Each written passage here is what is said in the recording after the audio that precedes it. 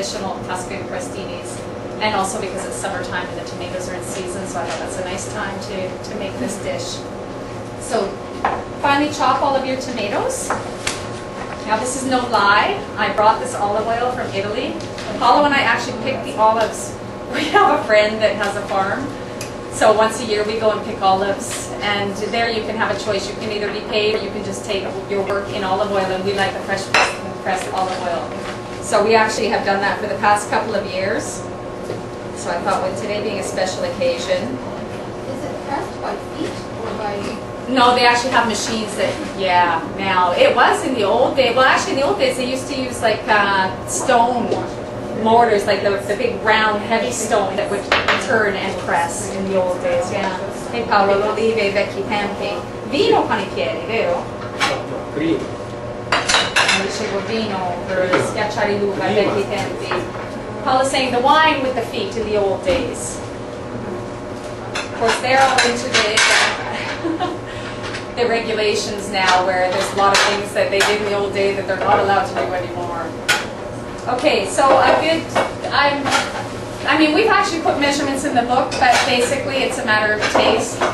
It's not going to go too far wrong if you have one clove more or one clove less. It's just a matter of what you prefer. So I've just had Paulo chop up some basil and some garlic here. So put in the olive oil, sprinkle in your basil, sprinkle in the garlic. Keep the vampires away today. Okay, Paulo says those are... Just give it another minute. Not a minuto, eh?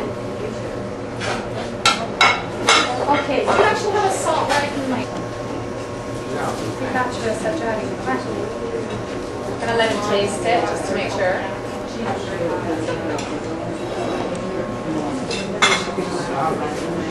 Okay.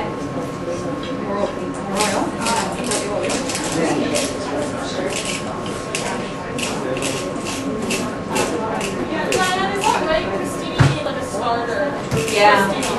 Yeah.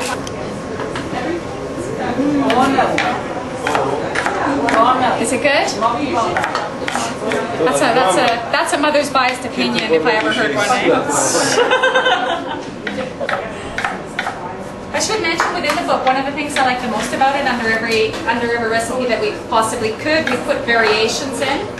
So it's very handy if you are looking in the fridge and not quite sure what to make. I like it. Oh, fine. Hi, Madeline.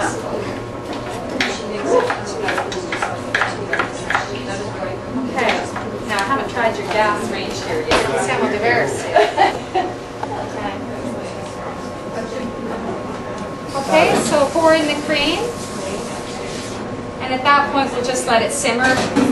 Basically, while we're cooking the pasta usually takes about 10 minutes. So by the time we've got the pasta cooked and drained, the sauce will be warmed through.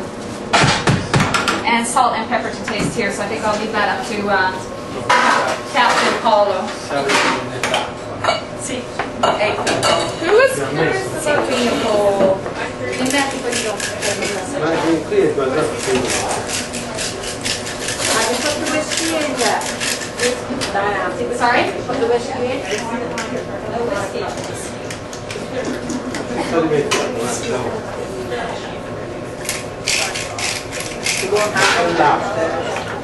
My mother's putting me on the spot again. I forgot to put in a splash of whiskey. I'm sorry, I'm a little emotional today, but... Okay. See? But yeah, I usually do when I'm sauteing the salmon and the onion. At that point, you can put in a splash of whiskey and just turn the heat up, have it evaporate. It just adds a little bit more flavor. Do you have some? Okay, I'll put in a little tablespoon then just to add that flavor to the sauce because it's nice with the salmon. Jack Daniels. Jack Daniels. Those late nights. It's been a really bad day.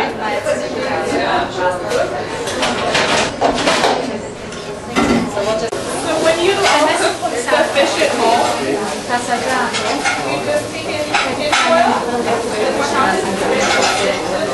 so I just lined it with parchment paper. So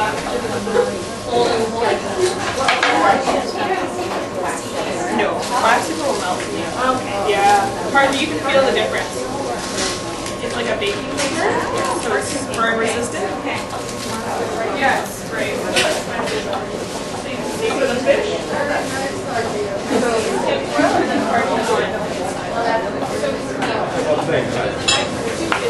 Bene. Se qui non pensi la pasta non la fai. Dai, Paolo, se non la pasta. Ma la metti tutto?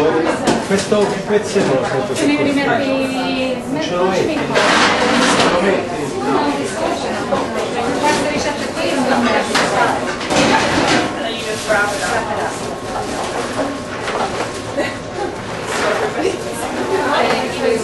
Come metti tutte sto pasto? Sì.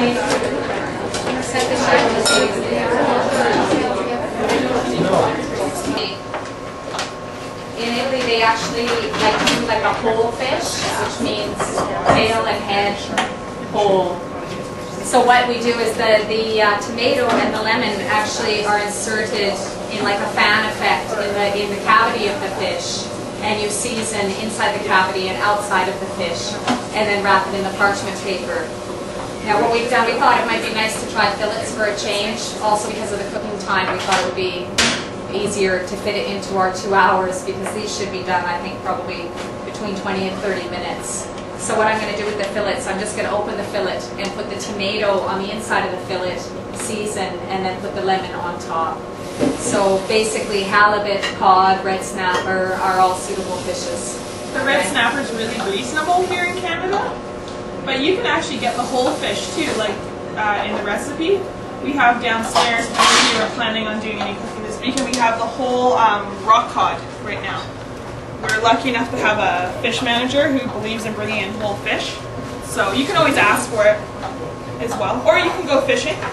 And if you have a lovely husband or a partner who wants to, or yourself, hey, I fish, so don't have to go with men.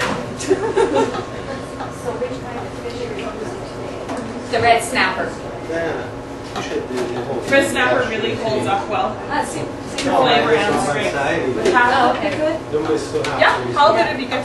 It's just more expensive. Oh, I know, but Very expensive. It's the only problem. Halibut's gone up in price, eh? Oh, it's huge. It's like $11.99 a pound. I don't know about that in the bag. Some places. It's like being at home. This is what they'd be like at home, right? That's the layout. That's the layout. What do you do?